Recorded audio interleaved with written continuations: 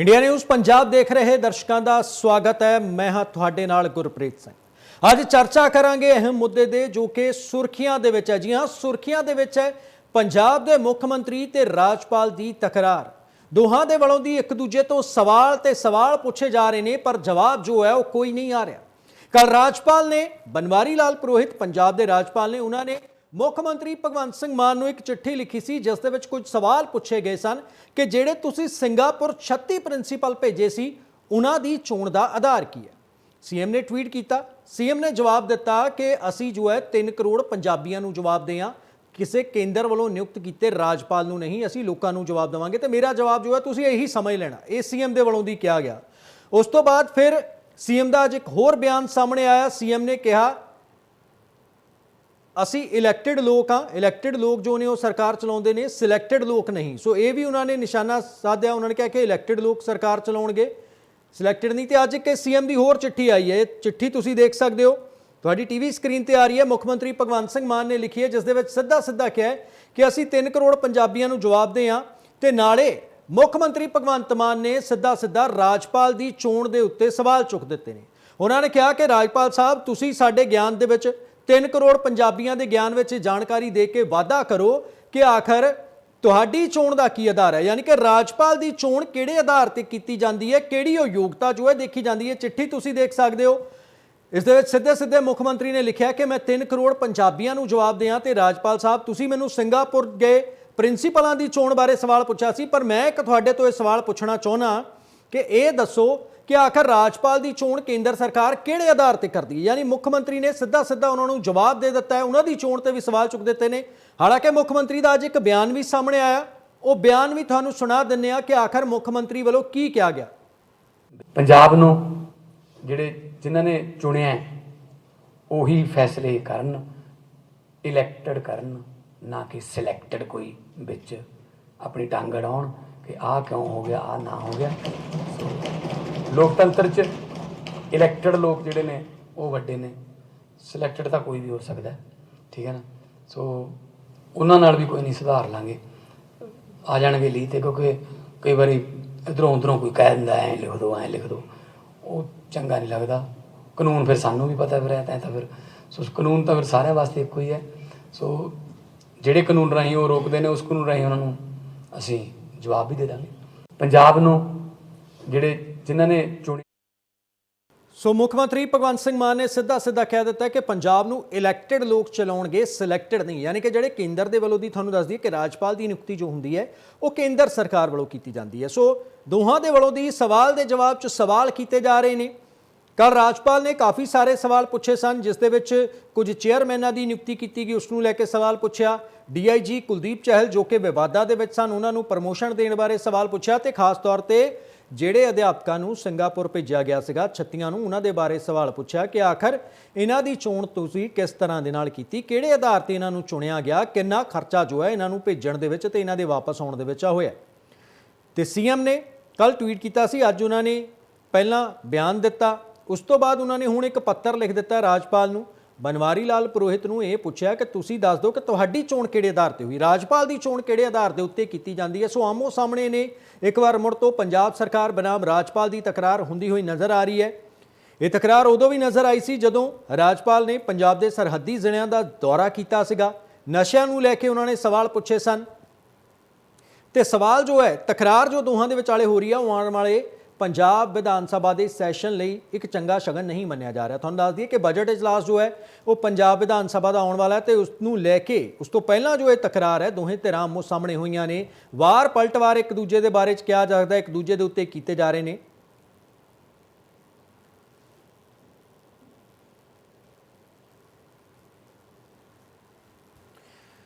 सो इस पूरे मुद्दे पर चर्चा करने लई साडे नाल खास मेहमान जुड़ गए हैं। सीधा उन्हां दा रुख करते हैं। पहला साडे नाल लोकेश नारंग जुड़ गए हैं, बीजेपी के वालों ने। टीना चौधरी कांग्रेस वालों साडे नाल जुड़े ने। तुहाडे दोनों मेहमानों का बहुत बहुत स्वागत है। आम आदमी पार्टी के आगू भी साडे नाल जल्दी ही जुड़नगे, उन्हां नाल भी गलबात करांगे। लोकेश जी, मेरा पहला सवाल तो यही है कि आखिर जो अज सीएम के वालों दी कहा गया कि सरकार जो है इलैक्टेड लोग यानी कि चुने हुए लोग चलाउणगे, सिलैक्टेड नहीं, यानी कि जिन्होंने केंद्र के वालों दी नियुक्त किया गया। तो हुण एक ताज़ा पत्र थोड़ी देर पहला ही मुख्यमंत्री भगवंत मान ने लिखा, उन्होंने सीधा सीधा राज्यपाल की चोण के उत्ते ही ਸਵਾਲ ਚੁੱਕ ਦਿੱਤਾ ਹੈ। ਇਸ ਨੂੰ ਤੁਸੀਂ ਕਿਸ ਤਰ੍ਹਾਂ ਦੇ ਨਾਲ ਦੇਖਦੇ ਹੋ?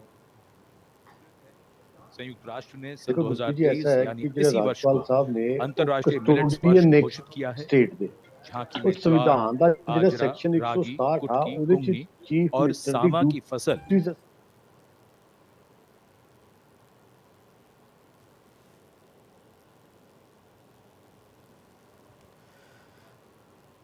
ਸੋ ਤੁਸੀਂ ਸਾਡੇ ਨਾਲ ਬਣੇ ਰਹੋ, ਤੁਹਾਡੇ ਕੋਲ ਦੁਬਾਰਾ ਆਵਾਂਗੇ। ਪਰ ਲਗਾਤਾਰ ਅਸੀਂ ਤਸਵੀਰ, ਉਹ ਪੱਤਰ ਵੀ ਦਿਖਾ ਰਹੇ ਹਾਂ, ਉਹ ਲੈਟਰ ਵੀ ਦਿਖਾ ਰਹੇ ਹਾਂ ਜੋ ਮੁੱਖ ਮੰਤਰੀ ਭਗਵੰਤ ਸਿੰਘ ਮਾਨ ਦੇ ਵੱਲੋਂ ਦੀ ਲਿਖਿਆ ਗਿਆ। ਤੁਹਾਨੂੰ ਉਸ ਲੈਟਰ ਦੀ ਜੋ ਹੈ ਉਹ ਸ਼ਬਦਾਵਲੀ ਵੀ ਪੜ੍ਹ ਕੇ ਸੁਣਾ ਦਿੰਦੇ ਹਾਂ ਕਿ ਆਖਰ ਇਸ ਪੱਤਰ ਦੇ ਵਿੱਚ ਕੀ ਜੋ ਹੈ ਮੁੱਖ ਮੰਤਰੀ ਭਗਵੰਤ ਸਿੰਘ ਮਾਨ ਨੇ ਲਿਖਿਆ ਹੈ। ਮੁੱਖ ਮੰਤਰੀ ਨੇ ਲਿਖਿਆ ਕਿ ਮੈਨੂੰ ਤੁਹਾਡੀ ਚਿੱਠੀ ਜੋ ਹੈ ਉਹ ਮਿਲੀ। ਆਪਦੀ ਚਿੱਠੀ ਵਿੱਚ ਜਿੰਨੇ ਵੀ ਵਿਸ਼ੇ ਲਿਖੇ ਨੇ ਉਹ ਸਾਰੇ ਰਾਜ ਸਰਕਾਰ ਦੇ ਵਿਸ਼ੇ ਨੇ, ਯਾਨੀ ਕਿ ਸਟੇਟ ਸਬਜੈਕਟ ਨੇ। ਇਸ ਸੰਬੰਧ ਵਿੱਚ ਮੈਂ ਸਪਸ਼ਟ ਕਰਨਾ ਚਾਹਾਂਗਾ ਕਿ ਭਾਰਤੀ ਸੰਵਿਧਾਨ ਅਨੁਸਾਰ ਮੈਂ ਤੇ ਮੇਰੀ ਸਰਕਾਰ 3 ਕਰੋੜ ਪੰਜਾਬੀਆਂ ਨੂੰ ਜਵਾਬਦੇਹ ਹੈ, ਯਾਨੀ ਕਿ ਅਸੀਂ ਪੰਜਾਬੀਆਂ ਨੂੰ ਜਵਾਬਦੇਹ ਹਾਂ, ਤੁਹਾਨੂੰ ਨਹੀਂ। ਆਪਨੇ ਮੈਨੂੰ ਪੁੱਛਿਆ ਹੈ ਕਿ ਸਿੰਗਾਪੁਰ ਵਿੱਚ ਟ੍ਰੇਨਿੰਗ ਲਈ ਪ੍ਰਿੰਸੀਪਲਾਂ ਦੀ ਚੋਣ ਕਿਹੜੇ ਆਧਾਰ ਤੇ ਕੀਤੀ ਗਈ। ਪੰਜਾਬ ਦੇ ਵਾਸੀ ਇਹ ਪੁੱਛਣਾ ਚਾਹੁੰਦੇ ਨੇ ਕਿ ਭਾਰਤੀ ਸੰਵਿਧਾਨ ਵਿੱਚ ਕਿਸੇ ਸਪਸ਼ਟ ਯੋਗਤਾ ਦੀ ਅਣਹੋਂਦ ਵਿੱਚ ਕੇਂਦਰ ਸਰਕਾਰ ਵੱਲੋਂ ਵੱਖ-ਵੱਖ ਰਾਜਾਂ ਵਿੱਚ ਰਾਜਪਾਲ ਕਿਸ ਆਧਾਰ ਤੇ ਚੁਣੇ ਜਾਂਦੇ ਨੇ। ਕਿਰਪਾ ਕਰਕੇ ਦੱਸ ਕੇ ਪੰਜਾਬੀਆਂ ਦੀ ਜਾਣਕਾਰੀ ਵਿੱਚ ਵਾਧਾ ਕੀਤਾ ਜਾਵੇ। ਇਹ ਮੁੱਖ ਮੰਤਰੀ ਭਗਵੰਤ ਸਿੰਘ ਮਾਨ ਨੇ ਰਾਜਪਾਲ ਬਨਵਾਰੀ ਲਾਲ ਪੁਰੋਹਿਤ ਨੂੰ ਜੋ ਹੈ ਸਵਾਲ ਪੁੱਛਿਆ।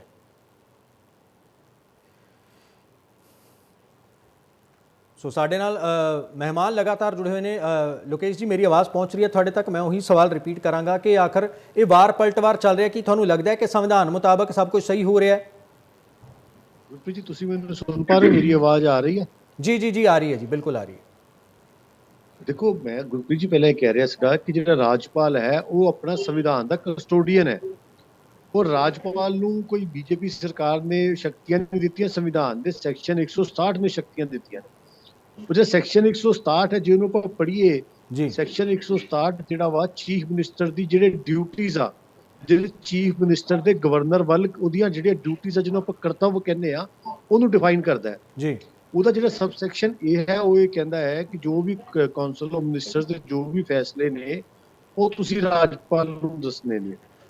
ਸੈਕਸ਼ਨ ਬੀ ਇਹ ਕਹਿੰਦਾ ਹੈ ਕਿ ਜਿਹੜੀ ਜਨਰਲ ਐਡਮਿਨਿਸਟ੍ਰੇਸ਼ਨ ਦੇ ਅਫੇਅਰਸ ਨੇ, ਲੈਜਿਸਲੇਸ਼ਨ ਦੇ, ਉਹ ਜੋ ਵੀ ਤੁਹਾਨੂੰ ਗਵਰਨਰ ਪੁੱਛੇ ਤੁਸੀਂ ਉਹਨੂੰ ਦੇਣ ਲਈ ਬਾਉਂਡ ਹੋ। ਤੇ ਸੈਕਸ਼ਨ ਸੀ ਇਹ ਕਹਿੰਦਾ ਹੈ ਕਿ ਜੇ ਕੋਈ ਵੀ ਗਵਰਨਰ ਤੁਹਾਨੂੰ ਸਵਾਲ ਪੁੱਛਦਾ ਹੈ ਤਾਂ ਤੁਸੀਂ ਉਸ ਸਵਾਲ ਦਾ ਜਵਾਬ ਦੇਣ ਨੂੰ ਬਾਉਂਡ ਹੋ ਜੀ। ਸੰਵਿਧਾਨ ਦੁਆਰਾ ਦਿੱਤੀ ਹੋਈਆਂ ਜਿਹੜੀ ਪਾਵਰਸ ਆ, ਜੇ ਉਹਨੂੰ ਗਵਰਨਰ ਦੇਖੋ ਪੁੱਛ ਰਿਹਾ ਇਹਨਾਂ ਨੂੰ, ਔਰ ਬੜੇ ਵੈਲਿਡ ਰੀਜ਼ਨ ਨਾਲ ਪੁੱਛ ਰਿਹਾ। ਜਿਹੜੀ ਉਹਨਾਂ ਨੇ ਚਿੱਠੀ ਜਨਤਕ ਕੀਤੀ ਹੈ, ਉਹ ਚਿੱਠੀ ਦੇ ਨਾਲ 9 ਲੈਕਚਰ ਉਹਨਾਂ ਨੇ ਲਗਾਏ ਨੇ ਔਰ ਬੜੇ ਉਹਨਾਂ ਨੇ ਵਾਜਬ ਸਵਾਲ ਇਹਨਾਂ ਤੇ ਚੱਕੇ ਨੇ। ਉੱਪਰ ਆਪਣੇ ਮੁੱਖ ਮੰਤਰੀ ਸਾਹਿਬ ਸਵਾਲ ਦਾ ਜਵਾਬ ਦੇਣ ਦੀ ਬਜਾਏ ਸਵਾਲ ਕਰ ਰਹੇ, ਜੋ ਕਿ ਆਮ ਆਦਮੀ ਪਾਰਟੀ ਦੀ ਪੁਰਾਣੀ ਆਦਤ ਹੈ। ਜੇ ਤੁਸੀਂ ਉਹ ਦੇਖੋ, ਮੇਰੇ ਕੋਲ ਲੈਟਰ ਹੈ ਗੁਰਪ੍ਰੀਤ ਜੀ, ਉਹਦੇ ਚ ਪਹਿਲਾਂ ਉਹਨਾਂ ਨੇ ਸਵਾਲ ਚੱਕਿਆ ਹੈ ਜਿਹੜਾ 2 ਲੱਖ ਤੋਂ ਉੱਤੇ ਜਿਹੜਾ ਸ਼ਡਿਊਲ ਕਾਸਟ ਬੱਚਾ ਆ ਜੀ, ਉਹਦੀ ਜਿਹੜੀ ਸਟੱਡੀ ਦਾ ਡਿਸਕੰਟੀਨਿਊ ਹੋ ਰਹੀ ਹੈ due to post matric scholarship, ਉਹਦਾ ਇਹਨਾਂ ਨੇ ਜਵਾਬ ਮੰਗਿਆ। ਇਹ ਚਿੱਠੀ ਉਹਨਾਂ ਨੇ 21/7/2022 ਦੀ ਲਿਖੀ ਹੋਈ ਹੈ, ਇਹਨਾਂ ਨੇ ਕੋਈ ਜਵਾਬ ਨਹੀਂ ਦਿੱਤਾ। ਦੂਸਰਾ ਕਿਹਾ ਕਿ ਜਿਹੜਾ ਤੁਸੀਂ PAU ਦਾ ਵਾਈਸ ਚਾਂਸਲਰ ਆ, ਉਹਨੂੰ ਤੁਸੀਂ ਇਲੀਗਲੀ ਅਪਾਇੰਟ ਕੀਤਾ, ਉਹਦੀ ਕਲੈਰੀਫਿਕੇਸ਼ਨ ਦਿਓ। ਉਹ ਚਿੱਠੀ 23/11/2022 ਦੀ ਆ, ਉਹਦੇ ਤੇ ਕੋਈ ਜਵਾਬ ਨਹੀਂ ਦਿੱਤਾ। ਫਿਰ ਤੁਸੀਂ ਦੇਖੋ, ਇਹਨਾਂ ਨੂੰ ਪਤਾ ਸੀਗਾ ਵੀ ਇਹਨਾਂ ਨੇ ਗਵਰਨਰ ਸਾਹਿਬ ਨੇ ਕੁਲਦੀਪ ਸਿੰਘ ਚਹਿਲ ਦੇ ਖਿਲਾਫ ਸੀਬੀਆਈ ਇਨਕੁਆਇਰੀ ਹੁਕਮ ਦਿੱਤਾ ਹੋਇਆ। ਇਹਨਾਂ ਨੇ 25 ਤਰੀਕ ਰਾਤ ਨੂੰ ਉਹਨੂੰ ਬਦਲ ਕੇ ਜਲੰਧਰ ਦੇ ਵਿੱਚ ਲਾਤਾ, ਕਿਉਂਕਿ 26 ਤਰੀਕ ਨੂੰ ਉੱਥੇ ਗਵਰਨਰ ਸਾਹਿਬ ਨੇ ਆਣਾ ਸੀ। ਗਵਰਨਰ ਸਾਹਿਬ ਦੀ ਪੋਜੀਸ਼ਨ ਔਕਵਰਡ ਹੋਵੇ, ਉਸ ਤੋਂ ਪਹਿਲਾਂ 25 ਰਾਤ ਨੂੰ ਉਹਦੀ ਪੋਸਟਿੰਗ ਉੱਥੇ ਕਰ ਦਿੱਤੀ। ਉਹ ਇਹੋ ਜਿਹੇ ਸਰਕਾਰ ਦੇ ਕੰਮ ਨੇ। ਤੇ ਇੱਕ ਉਹਨਾਂ ਨੇ ਇੱਕ ਹੋਰ ਬੜਾ ਇੱਕ ਇਸ਼ੂ ਚੁੱਕਿਆ ਹੈ ਕਿ ਇਹਨਾਂ ਦੀ ਮੀਟਿੰਗਸ ਨੇ, ਕੈਬਨਿਟ ਦੀ ਮੀਟਿੰਗ ਔਰ ਜਿਹੜੀਆਂ ਕੌਨਫੀਡੈਂਸ਼ੀਅਲ ਮੀਟਿੰਗਸ ਨੇ, ਉੱਥੇ ਕੋਈ ਨਵਲ ਅਗਰਵਾਲ ਮੀਟਿੰਗ ਹਰ ਵੇਲੇ ਹਾਜ਼ਰ ਰਹਿੰਦੇ ਨੇ। ਹੋ ਸਕਦਾ ਕੋਈ ਕੇਜਰੀਵਾਲ ਸਾਹਿਬ ਦੇ ਰਿਸ਼ਤੇਦਾਰ ਹੋਣ। ਉਹਦੇ ਲਈ ਇਹਨਾਂ ਨੇ 4/1/2023 ਨੂੰ ਚਿੱਠੀ ਲਿਖੀ ਹੈ ਕਿ ਤੁਸੀਂ ਜਿਹੜੇ ਸਟੇਟ ਦੇ ਸੈਂਸਿਟਿਵ ਮੈਟਰ ਨੇ, ਇਹ ਤੁਸੀਂ ਕੌਨਫੀਡੈਂਸ਼ੀਅਲ ਮੈਟਰ ਤੁਸੀਂ ਆਮ ਬੰਦੇ ਨਾਲ ਡਿਸਕਸ ਨਹੀਂ ਕਰ ਸਕਦੇ ਜੀ। ਔਰ ਇਹਨਾਂ ਨੇ ਅੱਜ ਬੜਾ ਦੁਖੀ ਮਨ ਨਾਲ ਰਾਜਪਾਲ ਸਾਹਿਬ ਨੇ ਕਿਹਾ ਮੈਂ ਤੁਹਾਨੂੰ ਇੰਨੀਆਂ ਚਿੱਠੀਆਂ ਲਿਖ ਚੁੱਕਾ, ਮੈਟਰ ਦੇ ਚੁੱਕਾ, ਪਰ ਤੁਸੀਂ ਫਿਰ ਵੀ ਕਿਸੇ ਚੀਜ਼ ਦਾ ਜਵਾਬ ਨਹੀਂ ਦੇ ਰਹੇ ਹੋ। ਦੇਖੋ, ਸਮਝੀਏ ਆਪਾਂ, ਇਹ ਇਕੱਲਾ ਇਹ ਇਸ਼ੂ ਨਹੀਂ। ਠੀਕ ਹੈ ਲੋਕੇਸ਼ ਜੀ, ਮੇਰਾ ਇੱਕ ਸਵਾਲ ਛੋਟਾ ਜਿਹਾ ਹੈ ਕਿ ਆਖਰ ਲੋਕੇਸ਼ ਜੀ, ਇੱਕ ਛੋਟਾ ਜਿਹਾ ਸਵਾਲ ਹੈ ਤੁਹਾਡੇ ਤੋਂ। ਸਵਾਲ ਇਹ ਹੈ ਕਿ ਆਖਰ ਅਜਿਹਾ ਕੀ ਹੋ ਰਿਹਾ ਕਿ ਸਿਰਫ ਪੰਜਾਬ ਅਤੇ ਦਿੱਲੀ ਦੇ ਵਿੱਚ ਹੀ ਰਾਜਪਾਲ ਬਹੁਤ ਜ਼ਿਆਦਾ ਐਕਟਿਵ ਹੋ ਗਏ ਨੇ, ਜਿੱਥੇ ਬੀਜੇਪੀ ਰੂਲਡ ਸਟੇਟਸ ਨੇ ਉੱਥੇ ਤਾਂ ਰਾਜਪਾਲ ਕੋਈ ਇਹੋ ਜਿਹਾ ਸਵਾਲ ਪੁੱਛਦੇ ਨਹੀਂ ਪਏ ਕਿ ਉੱਥੇ ਸਰਕਾਰ ਰਾਜਪਾਲ ਦੀ ਮਰਜ਼ੀ ਦੇ ਨਾਲ ਕੰਮ ਕਰ ਰਹੀ ਹੈ। ਕਿ ਕੀ ਹੋ ਰਿਹਾ? ਮੈਂ ਤੁਹਾਡੇ ਤੋਂ ਹੀ ਸਮਝਣਾ ਚਾਹਾਂਗਾ ਇਹ। ਮੈਂ ਗੁਰਪ੍ਰੀਤ ਜੀ, ਮੈਂ ਤੁਹਾਨੂੰ ਇਸੇ ਗੱਲ, ਮੈਨੂੰ ਪਤਾ ਸੀ ਤੁਸੀਂ ਗੱਲ ਪੁੱਛੋਗੇ। ਦੇਖੋ, ਹਿੰਦੁਸਤਾਨ ਦੇ ਵਿੱਚ ਭਾਰਤੀ ਜਨਤਾ ਪਾਰਟੀ ਦੀ ਸਰਕਾਰ 15 ਜਾਂ 16 ਜੀ। ਸੂਬਿਆਂ ਦੇ ਵਿੱਚ, ਬਾਕੀ ਸਾਰੇ ਸੂਬਿਆਂ ਦੇ ਵਿੱਚ ਗੈਰ ਬੀਜੇਪੀ ਸਰਕਾਰ ਆ। ਆਪਾਂ ਕਦੀ ਰਾਜਸਥਾਨ 'ਚ ਐਸੀ ਐਗਜ਼ਾਮਪਲ ਦੇਖੀ ਹੈ, ਕਦੀ ਆਪਾਂ ਛੱਤੀਸਗੜ੍ਹ 'ਚ ਐਸੀ ਐਗਜ਼ਾਮਪਲ ਦੇਖੀ ਆ, ਕਦੀ ਆਪਾਂ ਜੀ। ਹੋਰ ਕਿਸੇ ਸਾਊਦਰਨ ਸਟੇਟਸ 'ਚ ਐਸੀ ਐਗਜ਼ਾਮਪਲ ਦੇਖੀ ਆ।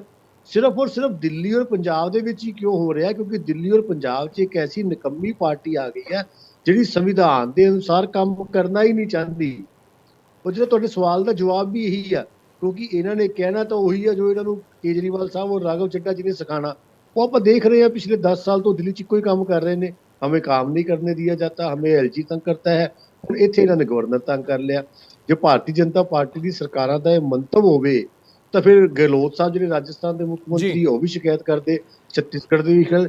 ਸਿਰਫ ਔਰ ਸਿਰਫ ਸਮਝਣ ਵਾਲੀ ਗੱਲ ਪੰਜਾਬ ਦੀ ਜਨਤਾ ਲਈ ਇਹ ਆ ਕਿ ਜਿੱਥੇ ਆਮ ਆਦਮੀ ਪਾਰਟੀ ਦੀ ਸਰਕਾਰ ਆ ਉੱਥੇ ਹੀ ਸਮੱਸਿਆ ਕਿਉਂ ਹੁੰਦੀ ਆ। ਠੀਕ ਹੈ, ਠੀਕ ਹੈ, ਗੈਰ ਠੀਕ ਹੈ। ਮੈਂ ਇਹਦਾ ਜਵਾਬ ਲਵਾਂਗਾ ਕਿ ਆਖਰ ਤੁਸੀਂ ਸਿੱਧਾ ਇਹ ਕਹਿ ਰਹੇ ਹੋ ਕਿ ਜਿੱਥੇ ਜਿੱਥੇ ਆਮ ਆਦਮੀ ਪਾਰਟੀ ਦੀ ਸਰਕਾਰ ਹੈ ਉੱਥੇ ਮੁਸ਼ਕਲ ਆ ਰਹੀ ਹੈ। ਆਮ ਆਦਮੀ ਪਾਰਟੀ ਦੇ ਬੁਲਾਰੇ ਇੰਦਰਜੀਤ ਸੰਧੂ ਸਾਡੇ ਨਾਲ ਜੁੜ ਗਏ ਨੇ। ਸੰਧੂ ਸਾਹਿਬ, ਮੇਰਾ ਸਿੱਧਾ ਸਵਾਲ ਤੁਹਾਡੇ ਤੋਂ ਇਹੀ ਹੈ ਕਿ ਆਖਰ ਅਜਿਹੇ ਕਿਹੜੇ ਕੰਮ ਤੁਸੀਂ ਕਰ ਰਹੇ ਹੋ ਜਿਹੜਾ ਤੁਸੀਂ ਰਾਜਪਾਲ ਨੂੰ ਜੋ ਹੈ ਰਾਜਪਾਲ ਸਾਹਿਬ ਨੂੰ ਦੱਸ ਨਹੀਂ ਰਹੇ, ਰਾਜਪਾਲ ਸਾਹਿਬ ਤੋਂ ਪਰਮਿਸ਼ਨ ਨਹੀਂ ਲੈ ਰਹੇ, ਜਿਹੜਾ ਉਹਨਾਂ ਨੂੰ ਬਾਰ-ਬਾਰ ਚਿੱਠੀਆਂ ਲਿਖਣੀਆਂ ਪੈ ਰਹੀਆਂ, ਉਹ ਕਾਨੂੰਨੀ ਕਾਰਵਾਈ ਤੱਕ ਦੀ ਜੋ ਹੈ ਚੇਤਾਵਨੀ ਦੇ ਰਹੇ ਨੇ?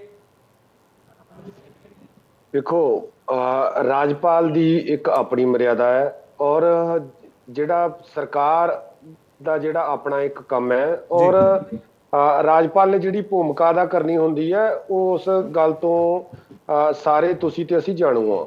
ਔਰ ਪਰ ਜਿਹੜਾ ਪੰਜਾਬ ਦੇ ਰਾਜਪਾਲ ਜਿਵੇਂ ਦਾ ਬਿਹੇਵ ਕਰ ਰਹੇ ਨੇ ਜੀ, ਉਹ ਤੁਸੀਂ ਇਹ ਵੇਖ ਰਹੇ ਹੋ ਕਿ ਉਹ ਲਗਾਤਾਰ ਇੱਕ ਜਿਵੇਂ ਵਿਰੋਧੀ ਹੋਣ ਦਾ ਰੋਲ ਪਲੇ ਕਰ ਰਹੇ ਨੇ, ਜਾਂ ਇਸ ਤਰ੍ਹਾਂ ਰੋਲ ਅਦਾ ਕਰ ਰਹੇ ਨੇ ਜਿਵੇਂ ਉਹ ਕੇਂਦਰ ਸਰਕਾਰ ਦੇ ਇਸ਼ਾਰੇ ਤੇ ਕੰਮ ਕਰ ਰਹੇ ਹੋਣ। ਇਹ ਨਿਰੰਗ ਸਾਹਿਬ ਗੱਲ ਕਰ ਰਹੇ ਸਨ। ਵੈਸੇ ਤਾਂ ਨਿਰੰਗ ਸਾਹਿਬ ਦੀ ਗੱਲ ਦੇ ਵਿੱਚ ਵੀ ਬਹੁਤੀਆਂ ਗੱਲਾਂ ਜਿਹੜੀਆਂ ਇਹਨਾਂ ਨੇ ਬਣਵਾਰੀ ਲਾਲ ਜੀ ਦੀ ਚਿੱਠੀ ਦੀਆਂ ਜਿਹੜੀਆਂ ਗੱਲਾਂ ਇਹਨਾਂ ਨੇ ਚੱਕੀਆਂ ਨੇ, ਉਹਦੇ ਵਿੱਚ ਭਾਵੇਂ ਸਕਾਲਰਸ਼ਿਪ ਦੀ, ਭਾਵੇਂ PAU ਦੀ, BC ਦੀ ਗੱਲ ਕੀਤੀ, ਹੋਰ ਮਸਲੇ ਜਿਹੜੇ ਨੇ ਉਹ ਸਾਰੀਆਂ ਉਹ ਗੱਲਾਂ ਜਿਹੜੀਆਂ ਹੈਗੀਆਂ ਨੇ ਉਹ ਵਾਰ-ਵਾਰ ਇਸ ਕਰਕੇ ਚੱਕ ਰਹੇ ਨੇ ਵੀ ਉਹ ਤਾਂ ਕਿ ਜਿਹੜਾ ਵਿਰੋਧੀ ਧਿਰ ਨੇ ਰੋਲ ਅਦਾ ਕਰਨਾ, ਜਿਹੜਾ ਦੂਜੀਆਂ ਪਾਰਟੀਆਂ ਨੇ ਕਹਿਣਾ, ਉਹ ਜਿਵੇਂ ਰਾਜਪਾਲ ਸ਼ੋਅ ਆਫ ਕਰ ਰਹੇ ਨੇ ਵੀ ਜਿਵੇਂ ਰਾਜਪਾਲ ਇੱਕ ਜਿਵੇਂ ਨਿਰਪੱਖ ਜਿਹੜੀ ਸੀਟ ਹੁੰਦੀ ਹੈ, ਤਾਂ ਪੰਜਾਬ ਦੇ ਲੋਕਾਂ ਨੂੰ ਲੱਗੇ ਵੀ ਨਿਰਪੱਖ ਬੰਦਾ ਜਿਹੜਾ ਕਹਿ ਰਿਹਾ ਵੀ ਪਤਾ ਨਹੀਂ ਇਹਨਾਂ ਦਾ ਜਿਹੜਾ ਕਿੰਤੂ ਕਰਨ ਦਾ ਮੀਨਿੰਗ ਹੈ ਜਿਹੜਾ ਉਹ ਪੰਜਾਬ ਜਿਹੜਾ ਕਿਤੇ ਸਹੀ ਵਾਲੇ ਪਾਸੇ ਨਹੀਂ ਜਾ ਰਿਹਾ। ਠੀਕ ਹੈ। ਔਰ ਤੁਹਾਨੂੰ ਮੈਂ ਦੱਸਣਾ ਚਾਹੁੰਦਾ ਕਿ ਦੇਖੋ, ਨਸ਼ਿਆਂ ਦੇ ਮਸਲੇ ਤੇ ਰਾਜਪਾਲ ਨੇ ਜਿਹੜਾ ਪੰਜਾਬ ਦਾ ਭ੍ਰਮਣ ਕੀਤਾ, ਕ੍ਰਾਈਮ ਦੇ ਮਸਲੇ ਤੇ ਉਹ ਪੰਜਾਬ ਘੁੰਮਦੇ ਨੇ, ਮਾਈਨਿੰਗ ਦੇ ਮਸਲੇ ਤੇ ਉਹ ਪੰਜਾਬ ਦੇ ਉੱਤੇ ਬਿਆਨ ਦਾਗਦੇ ਨੇ। ਇਸ ਕਰਕੇ ਵਾਰ-ਵਾਰ ਭਾਵੇਂ ਪੰਜਾਬ ਐਗਰੀਕਲਚਰ ਯੂਨੀਵਰਸਿਟੀ ਦੀ ਗੱਲ ਸੀ, ਉੱਥੇ ਜਾ ਕੇ ਤਾਂ ਬਿਲਕੁਲ ਫਸ ਕੇ ਸੰਵਿਧਾਨ ਸਿਖਾਉਂਦੇ ਆਪ ਹੀ ਉਹਦੇ ਵਿੱਚ ਘਿਰ ਗਏ, ਕਿਉਂਕਿ ਉੱਥੋਂ ਦੀ ਆਪਣੀ ਇੱਕ ਬੋਡੀ ਹੈ, ਉਹ ਬੋਡੀ ਨੇ ਉੱਥੋਂ ਦਾ VC ਜਿਹੜਾ ਚੁਣਨਾ ਹੁੰਦਾ ਹੈ। ਔਰ ਜਿੰਨਾ ਸਮਾਂ ਦਰਮਿਆਨ ਉੱਥੋਂ ਦਾ VC ਜਿਹੜੀ ਪੁਆਇੰਟ ਜਿਹੜਾ ਨਹੀਂ ਹੋਇਆ, ਤਾਂ ਉਹਦੇ ਵਿੱਚ ਰਾਜਪਾਲ ਜਿਹੜਾ ਜੇ ਕਰਨਾ ਚਾਹੁੰਦੇ ਤਾਂ ਉੱਥੇ ਕਰ ਸਕਦੇ ਸਨ।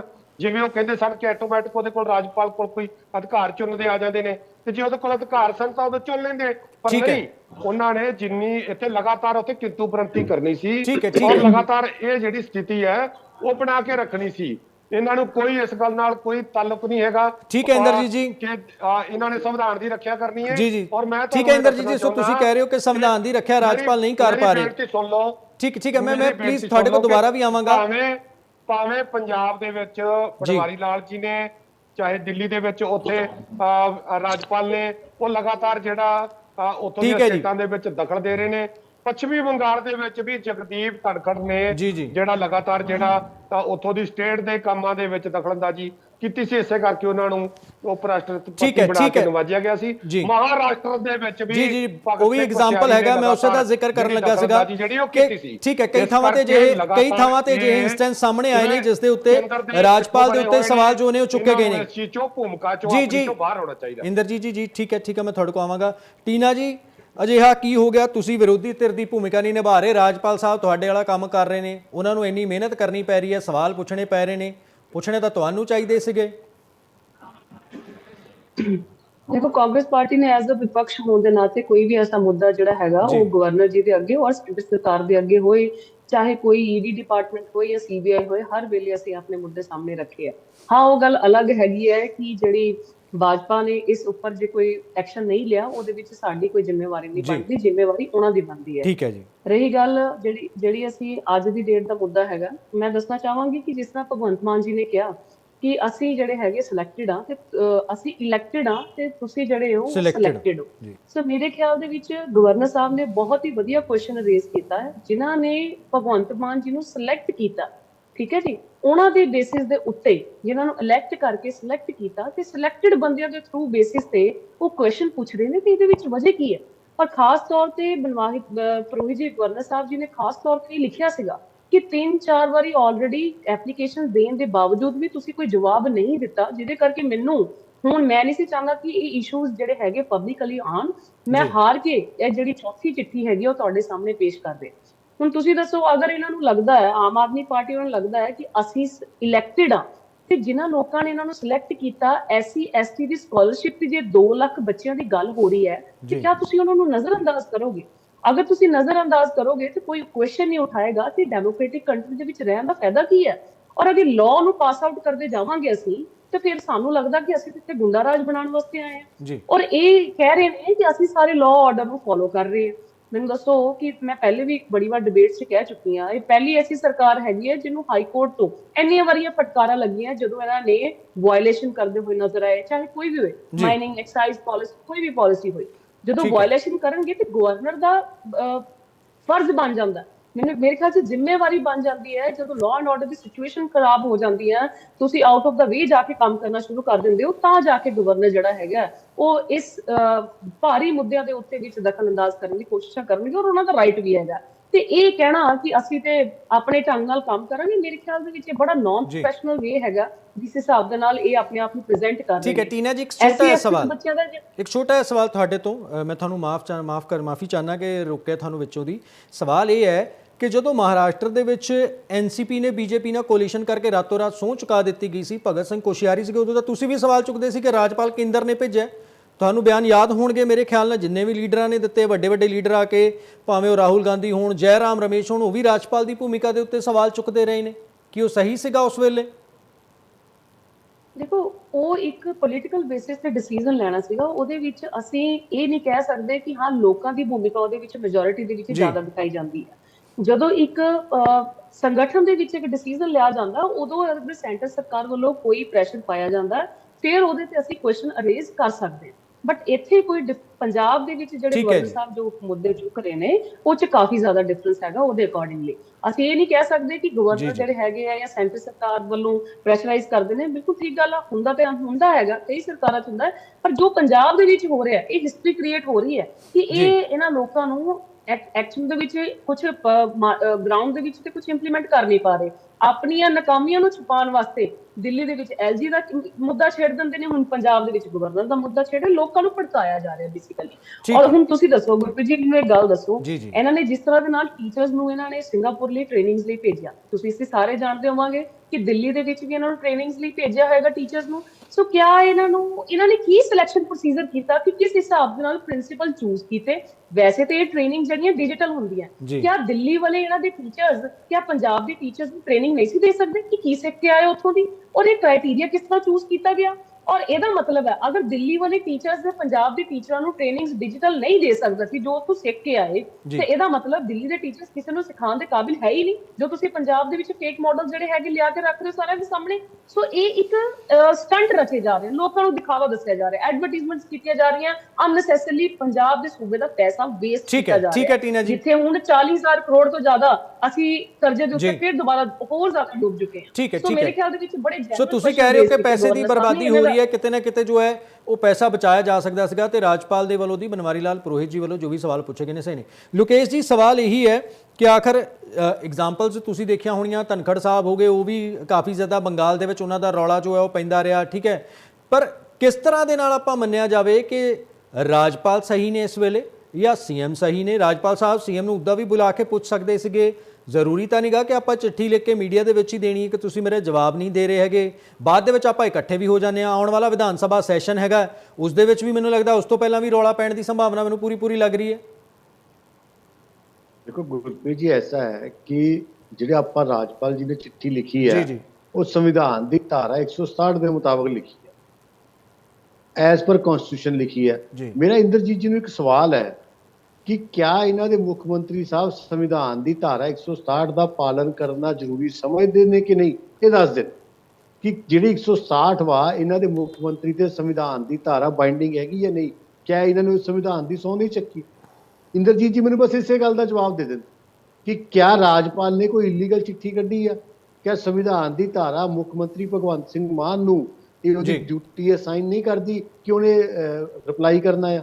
ਮੈਨੂੰ ਇੰਦਰਜੀਤ ਜੀ ਇਸ ਗੱਲ ਦਾ ਜਵਾਬ।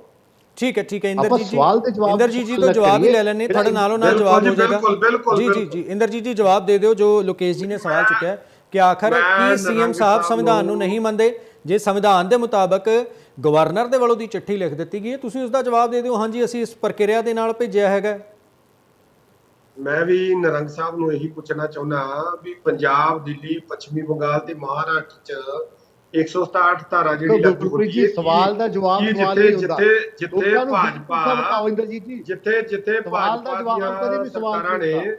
ਜਿੱਥੇ ਭਾਜਪਾ ਦੀਆਂ ਸਰਕਾਰਾਂ ਨੇ ਕੀ ਉੱਥੇ 167 ਧਾਰਾ ਲਾਗੂ ਨਹੀਂ ਹੁੰਦੀ? ਜਾਂ ਉੱਥੋਂ ਦੇ ਰਾਜਪਾਲ ਜਿਹੜੇ ਨੇ ਉੱਥੋਂ ਦੇ ਮੁੱਖ ਮੰਤਰੀਆਂ ਨੂੰ ਕੋਈ ਸਵਾਲ ਕਰਨਾ ਨਹੀਂ ਚਾਹੁੰਦੇ? ਜਿੱਥੇ ਕੋਈ ਸਟੇਟ ਦੀਆਂ ਗੱਲਾਂ ਹੁੰਦੀਆਂ ਨੇ, ਜਿੱਥੇ ਸਟੇਟ ਦੇ ਪਾਣੀਆਂ ਦੀ ਗੱਲ ਹੁੰਦੀ ਹੈ, ਜਿੱਥੇ ਕੋਈ ਹੋਰ ਮਸਲਾ ਹੁੰਦਾ ਹੈ, ਉੱਥੇ ਜਾ ਕੇ ਕੇਂਦਰ ਨੂੰ ਮਸ਼ਵਰਾ ਦੇ ਦੇਣ। ਉੱਥੇ ਕਿਉਂ ਚੁੱਪ ਨੇ ਹੋ? ਜੇ ਇਹਨਾਂ ਨੂੰ ਜ਼ਿਆਦਾ ਇਹਨਾਂ ਨੂੰ ਅਧਿਕਾਰਾਂ ਦੀ ਵਰਤੋਂ ਕਰਨੀ ਹੁੰਦੀ ਹੈ, ਸਟੇਟ ਦੇ ਰਾਜਪਾਲ ਨੇ ਘੱਟੋ ਘੱਟ ਸਟੇਟ ਦੀ ਜਿੱਥੇ ਗੱਲ ਕਰਨੀ, ਉੱਥੇ ਜਾ ਕੇ ਇਹਨਾਂ ਨੇ ਕੀ ਕੀਤੀ ਹੈ ਸਟੇਟ ਦੀ ਗੱਲ ਕੇਂਦਰ ਦੇ ਕੋਲ?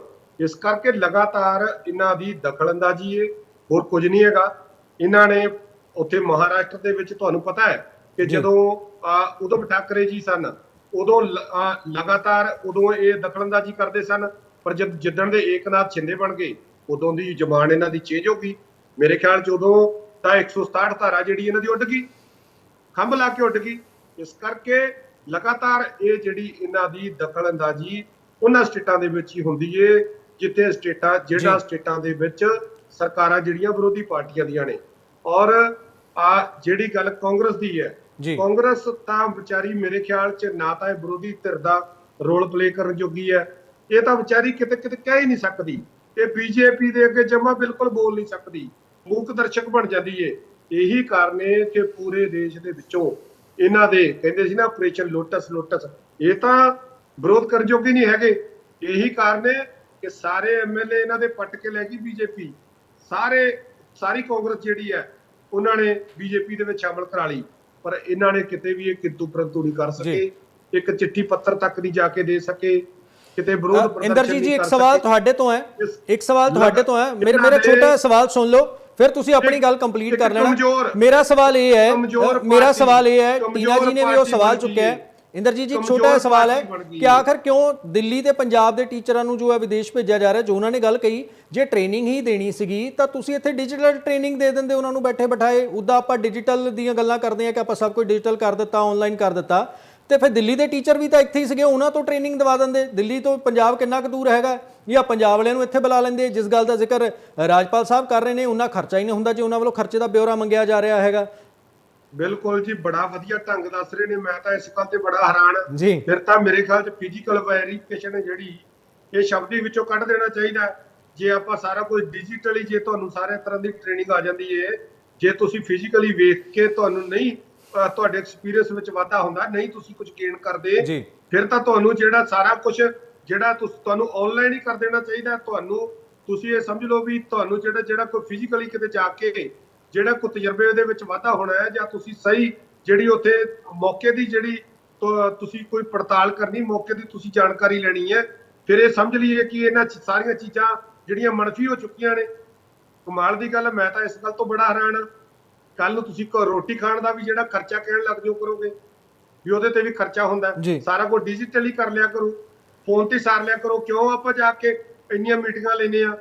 ਅਸੀਂ ਤਾਂ ਬੜੇ ਮਾਣ ਨਾਲ ਕਹਿੰਦੇ ਆ ਕਿ ਕੱਲ ਉੱਥੇ ਪੀਯੂ ਦੇ ਵਿੱਚ ਸਾਡੇ ਮੁੱਖ ਮੰਤਰੀ ਸਾਹਿਬ ਪਹਿਲੀ ਦਫਾ ਉੱਥੇ ਗਏ, ਜਾਂ ਕਿਤੇ ਹੋਰ ਕਿਤੇ ਕੋਈ ਪ੍ਰੋਗਰਾਮ ਹੁੰਦੇ ਨੇ ਅਸੀਂ ਬੜੇ ਮਾਣ ਨਾਲ ਕਹਿੰਦੇ ਆ ਕਿ ਸਾਡੇ ਮੁੱਖ ਮੰਤਰੀ ਫਲਾਣੀ ਥਾਂ ਤੇ ਜਿਹੜਾ ਪਹਿਲੀ ਦਫਾ ਗਏ ਤੇ ਫਲਾਣੇ ਵਰਗ ਨੂੰ ਉਹਨਾਂ ਨੇ ਪਹਿਲੀ ਵਾਰੀ ਜਾ ਕੇ ਐਡਰੈਸ ਕੀਤਾ। ਫਿਰ ਤਾਂ ਸਾਰਾ ਕੁਝ ਡਿਜੀਟਲ ਹੀ ਗੱਲ ਹੋ ਜੇ ਕਰੇਗੀ। ਡਿਜੀਟਲ ਹੋਣ ਦਾ ਮੀਨਿੰਗ ਇਹ ਨਹੀਂ ਹੈਗਾ ਕਿ ਫਿਜ਼ੀਕਲ ਵੈਰੀਫਿਕੇਸ਼ਨ ਬੰਦ ਹੋ ਜੂਗੀ ਜਾਂ ਫਿਜ਼ੀਕਲੀ ਜਾਣਾ ਆਉਣਾ ਬੰਦ ਹੋ ਜਾਊਗਾ। ਬਿਲਕੁਲ ਤੁਸੀਂ ਬਿਲਕੁਲ ਰੋਬੋਟ ਜਾਂ ਬਿਲਕੁਲ ਤੁਸੀਂ ਕੰਪਿਊਟਰ ਜਾਂ ਬਿਲਕੁਲ ਇੰਟਰਨੈਟ ਬਣ ਕੇ ਨਹੀਂ ਰਹਿ ਸਕਦੇ ਤੁਸੀਂ। ਠੀਕ ਹੈ ਟੀਨਾ ਜੀ ਤੋਂ ਇਸ ਦਾ ਜਵਾਬ। ਲੋਕੇਸ਼ ਜੀ ਮੈਂ ਤੁਹਾਡੇ ਕੋਲ ਵੀ ਆਵਾਂਗਾ, ਟੀਨਾ ਜੀ ਤੋਂ ਜਵਾਬ ਲੈਣਾ। ਟੀਨਾ ਜੀ ਉਹਨਾਂ ਦਾ ਇਹੀ ਕਹਿਣਾ ਹੈ, ਇੱਕ ਤਾਂ ਜਿਹੜਾ ਸਵਾਲ ਮੈਂ ਪਹਿਲਾਂ ਹੀ ਪੁੱਛਿਆ ਸੀਗਾ ਕਿ ਵਿਰੋਧੀ ਧਿਰ ਦੀ ਭੂਮਿਕਾ ਤੁਸੀਂ ਨਹੀਂ ਨਿਭਾ ਰਹੇ ਹੋ, ਤੁਹਾਡੇ ਨਾਲ ਵੀ ਤੁਸੀਂ ਖੁਦ ਕਾਂਗਰਸ ਉਸ ਚੀਜ਼ ਦੀ ਭੁਗਤ ਭੋਗੀ ਹੈ ਰਾਜਪਾਲ ਦੇ ਵੱਲੋਂ ਦੀ ਕਹੀਏ ਜਾਂ ਫਿਰ ਕਿਸ ਤਰ੍ਹਾਂ ਦੇ ਨਾਲ ਕਈ ਸੂਬਿਆਂ ਦੇ ਵਿੱਚ ਆਪਰੇਸ਼ਨ ਲੋਟਸ ਜਦੋਂ ਚੱਲਿਆ ਉੱਥੇ ਰਾਜਪਾਲ ਦੀ ਭੂਮਿਕਾ ਕੀ ਕੁਝ ਰਹੀ?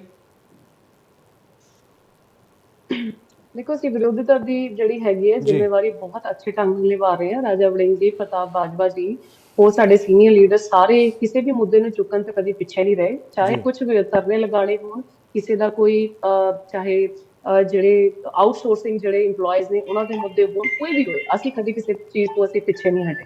ਜਿਹੜੀ ਗੱਲ ਕਰ ਰਹੇ ਨੇ ਡਿਜੀਟਲ ਦੀ ਗੱਲਾਂ ਇਹ ਕਹਿ ਰਹੇ ਨੇ ਕਿ ਏਦਾਂ ਫਿਜ਼ੀਕਲੀ ਜਾ ਕੇ ਜ਼ਿਆਦਾ ਵਧੀਆ ਸਾਨੂੰ ਨੌਲੇਜ ਮਿਲਦੀ ਹੈ ਔਰ ਖਰਚਾ ਕਰਨਾ ਚਾਹੀਦਾ। ਮੇਰੇ ਖਿਆਲ ਦੇ ਵਿੱਚ ਇਹ ਗੱਲਾਂ ਉਦੋਂ ਕਰਨੀਆਂ ਬਣਦੀਆਂ ਜਦੋਂ ਪੰਜਾਬ ਦੇ ਵਿੱਚ ਆਲਰੇਡੀ ਜੇ ਸਾਡੇ ਕੋਲ ਆਊਟ ਆਫ ਦਾ ਜਾ ਕੇ ਜਾਂ ਸਾਨੂੰ ਕਹਿਣਾ ਹੋਏ ਕਿ ਜੇ ਸਾਡੇ ਕੋਲ ਬਜਟ ਬਹੁਤ ਜ਼ਿਆਦਾ ਵਧੀਆ ਤਰੀਕੇ ਨਾਲ ਚੱਲ ਰਿਹਾ, ਓਵਰ ਬਜਟ ਹੈ ਸਾਡੇ ਪੰਜਾਬ ਦਾ ਖਜ਼ਾਨੇ 'ਚ, ਤੇ ਅਸੀਂ ਆਰਾਮ ਨਾਲ ਸਪੈਂਡਿੰਗ ਕਰ ਸਕਦੇ ਹਾਂ, ਸਾਨੂੰ ਕੋਈ ਦਿੱਕਤ ਨਹੀਂ ਹੈਗੀ। ਇਹਨਾਂ ਦਾ ਉਹੀ ਹਿਸਾਬ ਹੈ, ਅੱਗਾ ਦੌੜ ਪਿੱਛਾ ਚੌੜ। ਜਿਸ ਹਿਸਾਬ ਨਾਲ ਪੰਜਾਬ ਦੇ ਵਿੱਚ ਇਹਨਾਂ ਨੇ ਮੁਹੱਲਾ ਕਲੀਨਿਕਸ ਖੋਲੇ, ਕਿਸ ਤਰ੍ਹਾਂ ਖੋਲੇ ਉਹ ਸਾਰਾ ਪੰਜਾਬ ਜਾਣਦਾ ਕਿ ਇਹਨਾਂ ਨੇ ਡਿਸਪੈਂਸਰੀਆਂ। ਸੋ ਕਈ ਤਰ੍ਹਾਂ ਦੇ ਸਵਾਲ ਜੋ ਨੇ ਉਹ ਚੁੱਕੇ ਜਾ ਰਹੇ ਨੇ ਕਿ ਆਖਰ ਜੋ ਹੈ ਜੇ ਰਾਜਪਾਲ ਨੇ ਕੋਈ ਸਵਾਲ ਪੁੱਛ ਵੀ ਲਏ ਨੇ ਤਾਂ ਫਿਰ ਕਿਉਂ ਜੋ ਹੈ ਮੁੱਖ ਮੰਤਰੀ ਉਸ ਦਾ ਜਵਾਬ ਨਹੀਂ ਦੇ ਰਹੇ। ਤੇ ਸਵਾਲ ਇਹ ਵੀ ਕਿਹਾ ਜਾ ਰਿਹਾ ਕਿ ਜੇ ਆਖਰ ਮੁੱਖ ਮੰਤਰੀ ਸੂਬੇ ਦੇ ਭਲੇ ਦੇ ਵਾਸਤੇ, ਬੱਚਿਆਂ ਦੇ ਭਵਿੱਖ ਦੇ ਵਾਸਤੇ ਅਧਿਆਪਕਾਂ ਨੂੰ ਵਿਦੇਸ਼ ਭੇਜ ਵੀ ਦਿੰਦੇ ਨੇ, ਸਰਕਾਰ ਵੱਲੋਂ ਇਸ ਦਾ ਖਰਚਾ ਕੀਤਾ ਜਾਂਦਾ, ਤਾਂ ਇਸ ਦੇ ਵਿੱਚ ਬੁਰਾਈ ਕੀ ਹੈ? ਸੋ ਦੋਹੇ ਧਿਰਾਂ ਦੇ ਵੱਲੋਂ ਜੋ ਹੈ ਆਪੋ ਆਪਣਾ ਪੱਖ ਰੱਖਿਆ ਜਾ ਰਿਹਾ, ਪਰ ਇਹ ਜੰਗ ਸ਼ਾਂਤ ਹੁੰਦੀ ਨਜ਼ਰ ਨਹੀਂ ਆ ਰਹੀ। ਇਲੈਕਟਿਡ ਲੋਕ ਜੋ ਹੈ ਸਰਕਾਰ ਚਲਾਉਣਗੇ, ਇਲੈਕਟਿਡ ਲੋਕ ਸੂਬਾ ਚਲਾਉਣਗੇ, ਇਹ ਮੁੱਖ ਮੰਤਰੀ ਨੇ ਕਿਹਾ, ਸਿਲੈਕਟਿਡ ਨਹੀਂ। ਤੇ ਰਾਜਪਾਲ ਨੂੰ ਲੈ ਕੇ ਜਿਸ ਤਰ੍ਹਾਂ ਦੇ ਵਿਵਾਦ ਅਸੀਂ ਪਹਿਲਾਂ ਵੀ ਸੁਣਦੇ ਰਹੇ ਹਾਂ, ਕਈ ਸੂਬਿਆਂ ਦੇ ਵਿੱਚ ਹੋ ਰਹੇ ਨੇ, ਦਿੱਲੀ ਦੇ ਵਿੱਚ ਵੀ ਅਸੀਂ ਦੇਖ ਰਹੇ ਹਾਂ ਤਾਜ਼ਾ ਵਿਵਾਦ ਚੱਲ ਰਿਹਾ। ਦਿੱਲੀ ਦੇ ਅਧਿਆਪਕਾਂ ਨੂੰ ਫਿਨਲੈਂਡ ਭੇਜਣ ਦੀ ਮਨਜ਼ੂਰ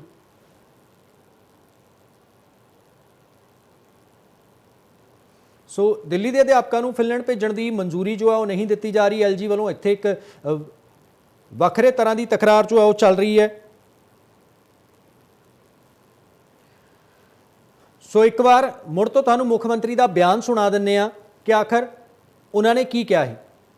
ਪੰਜਾਬ ਨੂੰ ਜਿਨ੍ਹਾਂ ਨੇ ਚੁਣਿਆ ਉਹੀ ਫੈਸਲੇ ਕਰਨ, ਇਲੈਕਟਡ ਕਰਨ, ਨਾ ਕਿ ਸਿਲੈਕਟਡ ਕੋਈ ਵਿੱਚ ਆਪਣੀ ਟੰਗ ਅੜਾਉਣ ਕਿ ਆਹ ਕਿਉਂ ਹੋ ਗਿਆ, ਆਹ ਨਾ ਹੋ ਗਿਆ।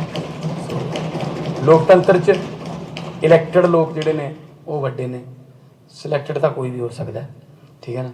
ਸੋ ਉਹਨਾਂ ਨਾਲ ਵੀ ਕੋਈ ਨਹੀਂ, ਸੁਧਾਰ ਲਾਂਗੇ, ਆ ਜਾਣਗੇ ਲੀ ਤੇ, ਕਿਉਂਕਿ ਕਈ ਵਾਰੀ ਇੱਧਰੋਂ ਉੱਧਰੋਂ ਕੋਈ ਕਹਿ ਦਿੰਦਾ ਐਂ ਲਿਖ ਦਿਓ, ਐਂ ਲਿਖ ਦਿਓ, ਉਹ ਚੰਗਾ ਨਹੀਂ ਲੱਗਦਾ। ਕਾਨੂੰਨ ਫਿਰ ਸਾਨੂੰ ਵੀ ਪਤਾ ਫਿਰ ਤਾਂ ਫਿਰ ਸੋ ਕਾਨੂੰਨ ਤਾਂ ਫਿਰ ਸਾਰਿਆਂ ਵਾਸਤੇ ਇੱਕੋ ਹੀ ਹੈ। ਸੋ ਜਿਹੜੇ ਕਾਨੂੰਨ ਰਾਹੀਂ ਉਹ ਰੋਕਦੇ ਨੇ, ਉਸ ਕਾਨੂੰਨ ਰਾਹੀਂ ਉਹਨਾਂ ਨੂੰ ਅਸੀਂ ਜਵਾਬ ਵੀ ਦੇ ਦਾਂਗੇ।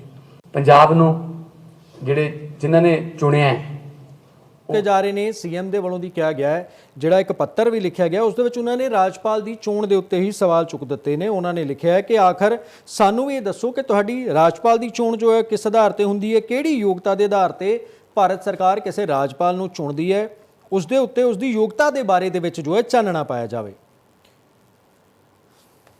ਸੋ ਆਮ ਆਦਮੀ ਪਾਰਟੀ ਦੇ ਬੁਲਾਰੇ ਇੰਦਰਜੀਤ ਸਿੰਘ ਸੰਧੂ ਸਾਡੇ ਨਾਲ। ਸੰਧੂ ਸਾਹਿਬ, ਤੁਸੀਂ ਬਾਕੀ ਬੁਲਾਰਿਆਂ ਨੂੰ ਵੀ ਸੁਣਿਆ ਹੋਏਗਾ, ਉਹ ਦੁਬਾਰਾ ਤੋਂ ਸਾਡੇ ਨਾਲ ਜੁੜਨਗੇ।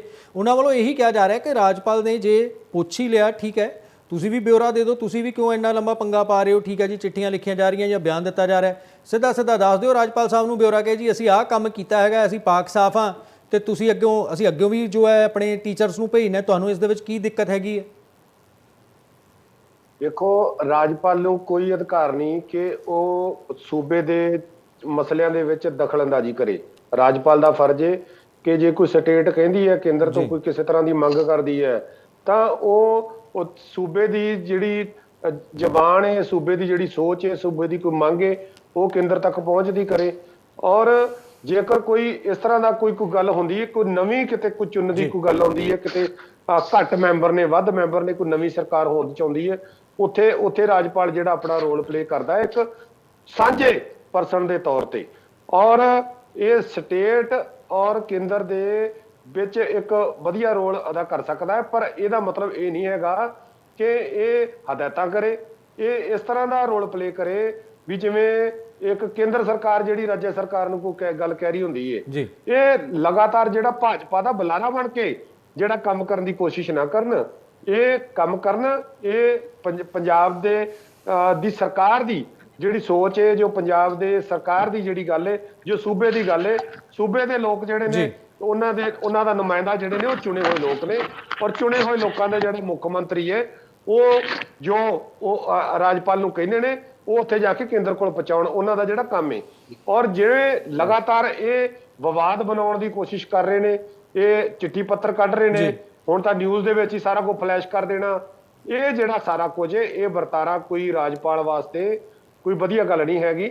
ਅਸੀਂ ਤਾਂ ਬਿਲਕੁਲ ਇਹਦੀ ਜ਼ੋਰਦਾਰ ਢੰਗ ਨਾਲ ਜਿਹੜੀ ਨਿੰਦਾ ਕਰਦੇ ਹਾਂ, ਕਿਉਂਕਿ ਟ੍ਰੇਨਿੰਗ ਕਰਾਉਣੀ ਹੈ, ਕੰਮ ਕਰਨੇ ਨੇ, ਕੰਮ ਵੇਖੋ ਲੋਕਾਂ ਨੇ ਸਾਨੂੰ ਚੁਣਿਆ ਔਰ ਸਾਨੂੰ ਇੱਕ ਮੌਕਾ ਦਿੱਤਾ, ਔਰ ਅਸੀਂ 5 ਸਾਲ ਅਸੀਂ ਕੰਮ ਕਰਾਂਗੇ, ਕੰਮ ਜੇ ਅੱਛਾ ਨਾ ਕਰਾਂਗੇ ਲੋਕ ਸਾਨੂੰ ਬਦਲ ਦੇਣਗੇ।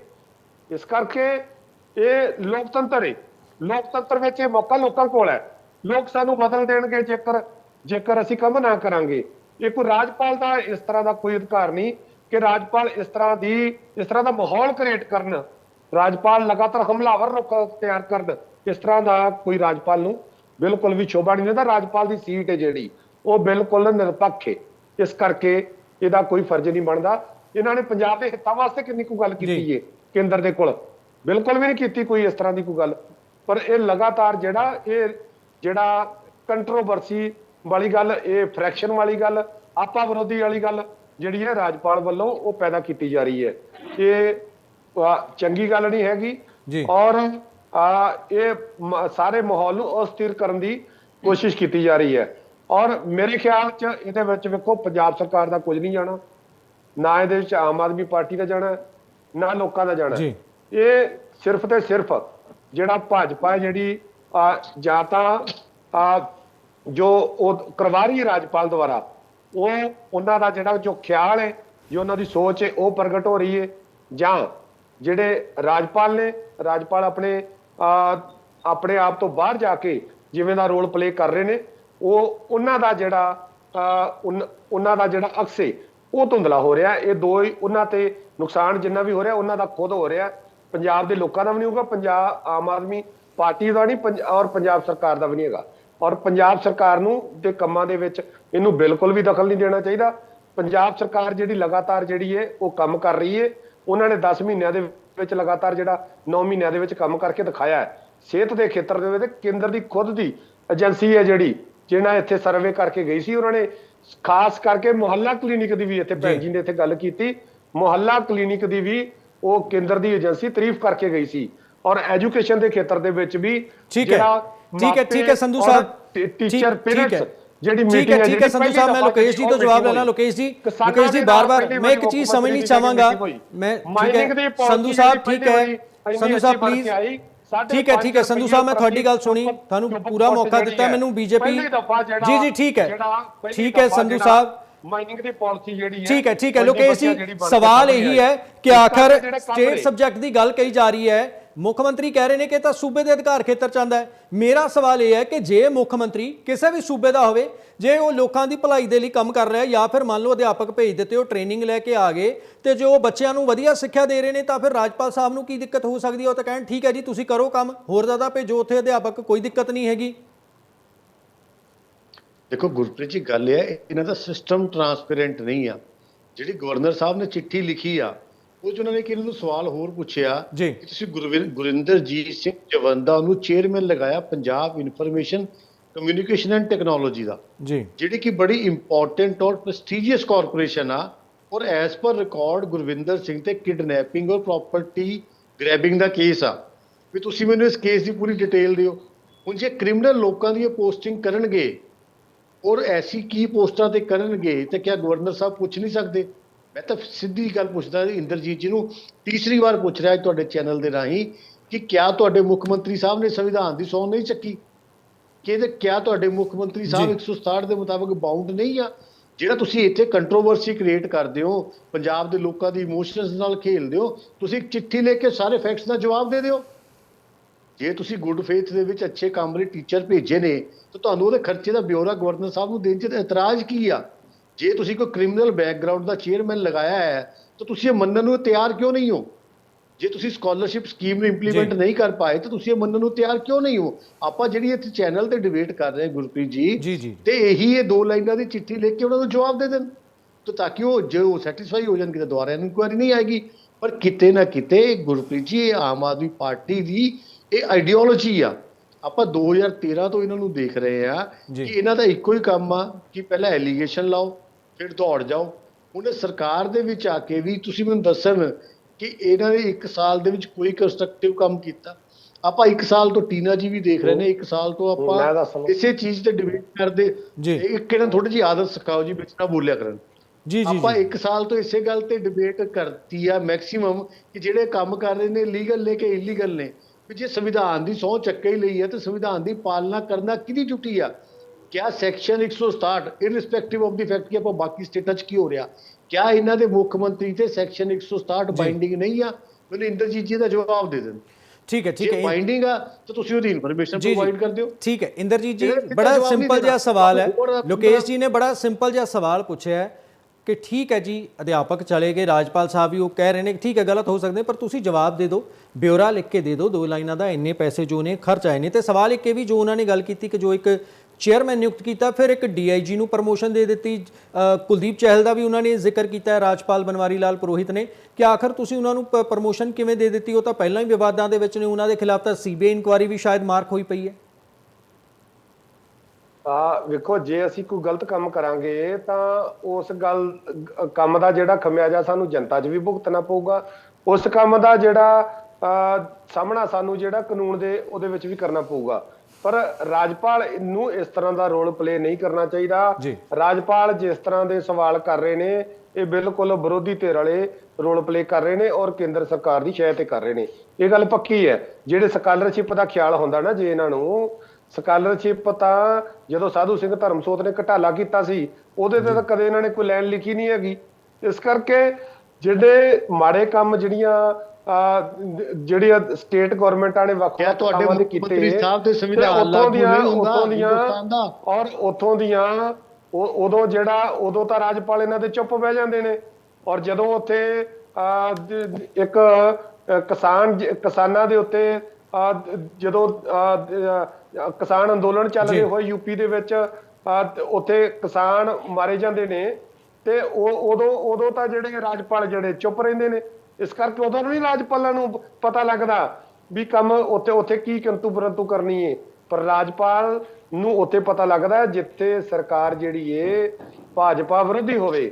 ਪਰ ਗੱਲ ਇਹ ਆ ਕਿ ਜੇ ਤਾਂ ਹੁੰਦੀ ਕਾਂਗਰਸ ਦੀ ਸਰਕਾਰ ਫਿਰ ਤਾਂ ਇਹ ਥੱਲੇ ਲੱਗ ਕੇ ਚੁੱਪ ਕਰਕੇ ਬਹਿ ਜਾਂਦੇ। ਇਹਨਾਂ ਨੇ ਤਾਂ ਨਹੀਂ ਕਰਨੀ ਸੀ, ਚੂੰ ਵੀ ਨਹੀਂ ਸੀ ਕਰਨੀ। ਪਰ ਆਮ ਆਦਮੀ ਪਾਰਟੀ ਦੀ ਸਰਕਾਰ ਹੈ, ਅਸੀਂ ਤਾਂ ਬੋਲਾਂਗੇ। ਅਸੀਂ ਬਿਲਕੁਲ ਨਹੀਂ ਇਹਨਾਂ ਦੇ ਥੱਲੇ ਸੰਵਿਧਾਨ ਤੁਹਾਡੇ ਤੇ ਨਹੀਂ ਲਾਗੂ ਹੁੰਦਾ।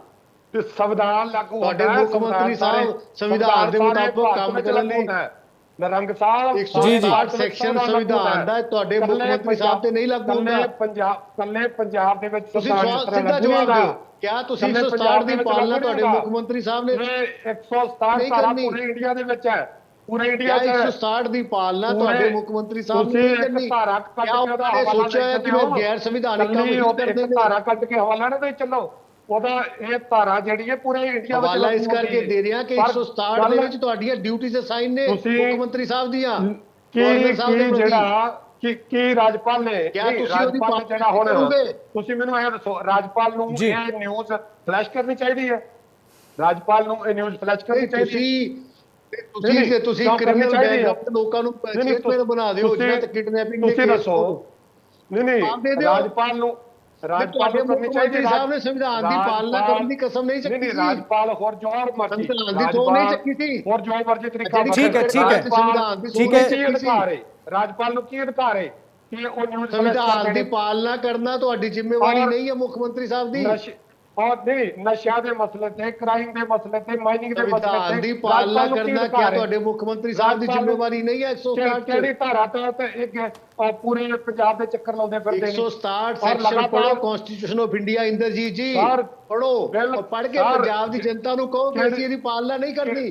ਕਿਹੜੀ ਧਾਰਾ ਤਹਿਤ ਇਹ ਅਸੀਂ ਪੂਰੇ ਸੰਵਿਧਾਨ ਪੰਜਾਬ ਦੇ ਨੂੰ ਨਹੀਂ ਚੱਕਰ ਲਾਉਂਦੇ ਮੰਨਦੇ ਨੇ? ਔਰ ਲਗਾਤਾਰ ਤੇ ਸਿਰਫ ਕੇਜਰੀਵਾਲ ਦਾ ਸੰਵਿਧਾਨ ਲਾਗੂ ਹੁੰਦਾ ਹੈ। ਉੱਥੇ ਵੀ ਨਿਊਜ਼ ਹਿੰਦੁਸਤਾਨ ਦਾ ਜੀ ਜੀ ਠੀਕ ਹੈ ਠੀਕ ਹੈ। ਲਗਾਤਾਰ ਜਿਹੜੀ ਪੰਜਾਬ ਸਰਕਾਰ ਦਾ ਵਿਰੋਧੀ ਰੋਲ ਅਦਾ ਕਰ ਰਹੇ ਨੇ, ਉੱਥੇ ਵੀ ਮਾਈਨਿੰਗ ਦੇ ਮਸਲੇ ਤੇ ਵੀ ਇਹ ਜਾ ਕੇ ਉੱਥੇ ਐਵੇਂ ਖੁਦ ਤੁਸੀਂ ਸਿੱਧਾ ਜਵਾਬ ਦਿਓ, 167 ਸੈਕਸ਼ਨ ਨੂੰ ਮੰਨਦੇ ਹੋ ਕਿ ਨਹੀਂ? ਬੁਲਾਰੇ ਬਣੇ ਰਹੇ 167 ਠੀਕ ਹੈ ਸੰਧੂ ਜੀ, ਨਾਰੰਗ ਜੀ section ਨੂੰ ਪਲੀਜ਼ ਮੰਨਦੇ ਹੋ ਕਿ ਨਹੀਂ? ਤੁਹਾਨੂੰ ਦੋਨਾਂ ਨੂੰ ਰਿਕੁਐਸਟ ਹੈ ਇੱਕ ਇੱਕ ਕਰਕੇ ਬੋਲੋ ਤੁਸੀਂ ਪਲੀਜ਼। ਸੰਵਿਧਾਨ ਨੂੰ ਨਹੀਂ ਮੰਨਦੇ। ਸਾਡੇ 152 ਜਿਹੜੇ ਨੇ ਉੱਥੇ ਵੋਟਾਂ ਜਿਹੜੀਆਂ ਦਿੱਲੀ ਦੇ ਵਿੱਚ, ਤੁਹਾਡੀਆਂ ਉੱਥੇ 107-8 10, ਤੁਸੀਂ ਉੱਥੇ ਸੰਵਿਧਾਨ ਨੂੰ ਕਿੱਥੇ ਮੰਨ ਰਹੇ ਹੋ? ਕਿਹੜੇ ਸੰਵਿਧਾਨ ਦੀ ਪਾਲਣਾ ਕਰ ਰਹੇ ਹੋ? ਠੀਕ ਹੈ ਮੈਂ ਸੰਧੂ ਸਾਹਿਬ, ਮੈਂ ਨਾਰੰਗ ਜੀ ਤੋਂ ਇਹਦਾ ਜਵਾਬ ਲੈਣਾ। ਨਾਰੰਗ ਜੀ ਤੁਸੀਂ ਸੰਵਿਧਾਨ ਦੀ ਦੁਹਾਈ ਦੇ ਰਹੇ ਹੋ ਜੀ ਜੀ ਪਲੀਜ਼ ਸੰਧੂ ਸਾਹਿਬ ਮੈਨੂੰ ਇੱਕ ਮਿੰਟ ਜਵਾਬ ਲੈਣਾ ਨਾਰੰਗ ਜੀ ਤੋਂ। ਨਾਰੰਗ ਜੀ ਤੁਸੀਂ ਸੰਵਿਧਾਨ ਦੀ ਦੁਹਾਈ ਦੇ ਰਹੇ ਹੋ, ਠੀਕ ਹੈ, ਤੁਸੀਂ ਧਾਰਾ 167 ਦੀ ਗੱਲ ਕਰ ਰਹੇ ਹੋ, ਪਰ ਸਵਾਲ ਇਹ ਹੈ ਤੁਸੀਂ ਦਿੱਲੀ ਦੇ ਵਿੱਚ ਵੀ ਦੇਖਿਆ ਹੋਣਾ ਮੇਅਰ ਦੀ ਚੋਣ ਨੂੰ ਲੈ ਕੇ ਉਦੋਂ ਐਲਜੀ ਦੇ ਵੱਲੋਂ ਦੀ ਕੀ ਭੂਮਿਕਾ ਨਿਭਾਈ ਜਾ ਰਹੀ ਹੈ। ਆਮ ਆਦਮੀ ਪਾਰਟੀ ਨੂੰ ਮੇਅਰ ਦੀ ਚੋਣ ਲਈ ਸੁਪਰੀਮ ਕੋਰਟ ਤੱਕ ਜਾਣਾ ਪਿਆ।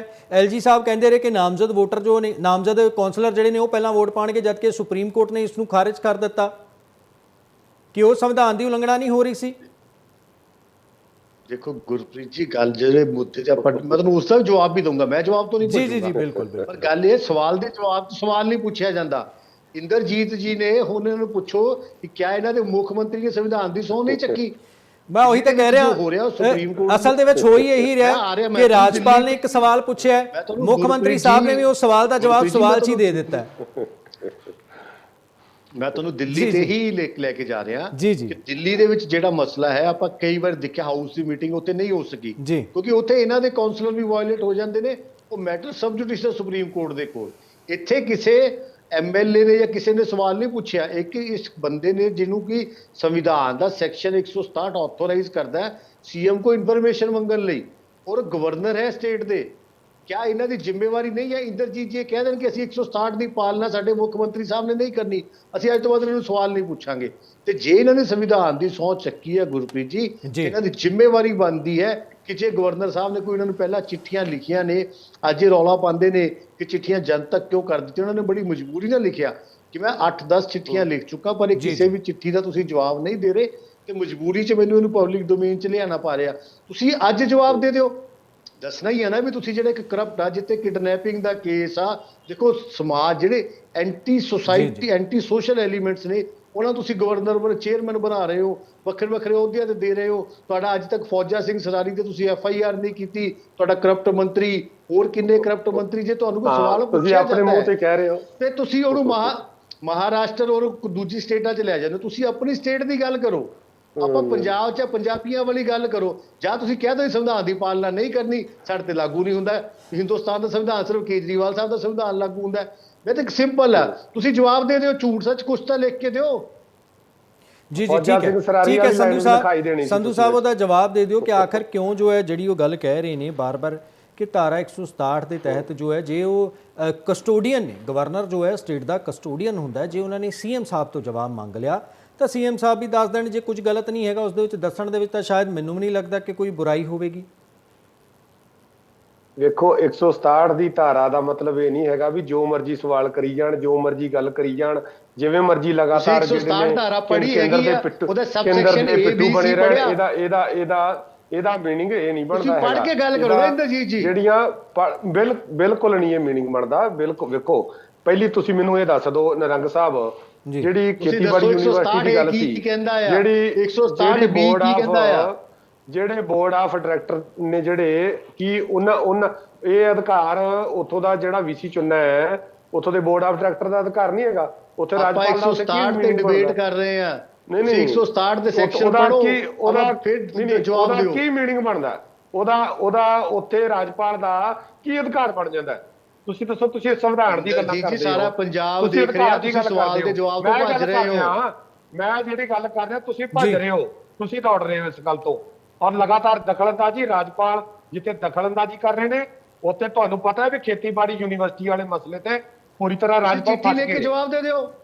ਬਿਲਕੁਲ ਜੇ ਤੁਹਾਨੂੰ ਲੱਗਦਾ ਤੁਸੀਂ ਠੀਕ ਕੰਮ ਕਰ ਰਹੇ ਹੋ, ਚਿੱਠੀ ਲਿਖ ਕੇ ਜਵਾਬ ਸਰ ਦੇ ਦਿਓ। ਤੁਹਾਨੂੰ ਨਹੀਂ ਤੁਹਾਨੂੰ ਤੁਸੀਂ ਵੀ ਨਿਰੰਗ ਸਾਹਿਬ ਸਿਆਣੇ ਹੋ, ਤੁਹਾਨੂੰ ਘੱਟੋ ਘੱਟ ਇਸ ਗੱਲ ਦਾ ਤਾਂ ਪਤਾ ਹੋਵੇਗਾ ਕਿ ਬੋਰਡ ਆਫ ਡਾਇਰੈਕਟਰ ਨੇ ਜਿਹੜੇ ਜਦੋਂ ਉਹਨਾਂ ਦੇ ਵੀਸੀ ਨੂੰ ਚੁਣਨਾ, ਜਿਹੜਾ ਤੁਸੀਂ ਆਪਣੇ ਤੌਰ ਤੇ ਤਾਂ ਗੱਲ ਕਹਿ ਦਿਓ ਨਾ, ਰਾਜਪਾਲ ਨੂੰ ਵੀ ਪਾਸੇ ਰੱਖ ਦਿੰਦੇ ਆ, ਤੁਸੀਂ ਇਸ ਗੱਲ ਨੂੰ ਮੰਨਦੇ ਹੋ ਨਾ ਕਿ ਬੋਰਡ ਆਫ ਡਾਇਰੈਕਟਰ ਨੇ ਜਿਹੜਾ ਵੀਸੀ ਨੂੰ ਜਿਹੜਾ ਚੁਣਨਾ ਹੈ ਉਹ ਬੋਰਡ ਆਫ ਡਾਇਰੈਕਟਰ ਨੇ ਚੁਣਨਾ ਕਿ ਨਹੀਂ?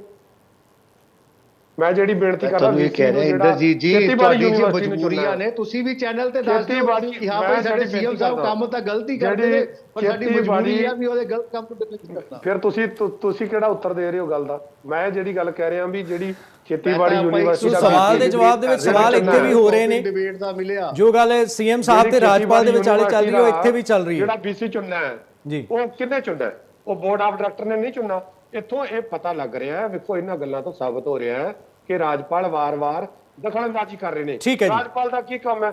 ਰਾਜਪਾਲ ਜੇ ਸਵਾਲ ਹੀ ਕਰਨਾ ਹੁੰਦਾ ਤਾਂ ਉਦੋਂ ਚਿੱਠੀ ਕੱਢ ਕੇ ਨਸ਼ਿਆਂ ਦੇ ਮਸਲੇ ਤੇ ਰਿਪੋਰਟ ਮੰਗ ਲੈਂਦੇ ਵੀ ਰਿਪੋਰਟ ਕੀ ਹੈ। ਉਹ ਖੁਦ ਜਾ ਕੇ ਉੱਥੇ ਫਿਜ਼ੀਕਲ ਉੱਥੇ ਵੈਰੀਫਿਕੇਸ਼ਨ ਕਰ ਰਹੇ ਨੇ, ਉੱਥੇ ਵੀ ਡਿਜੀਟਲ ਇੰਡੀਆ ਚਲਾ ਦਿੰਦੇ ਨਾ। ਉੱਥੇ ਇਹਨਾਂ ਨੂੰ ਵਾਰ-ਵਾਰ ਫਿਕਰ ਹੋ ਰਹੀ ਹੈ ਕਿ ਪੈਸੇ ਬਚਾਉਣੇ ਨੇ, ਉੱਥੇ ਵੀ ਇੰਟਰਨੈਟ ਤੋਂ ਕੰਮ ਲੈ ਲੈਂਦੇ, ਪਰ ਨਹੀਂ ਗਏ ਨੇ ਉੱਥੇ ਵੀ।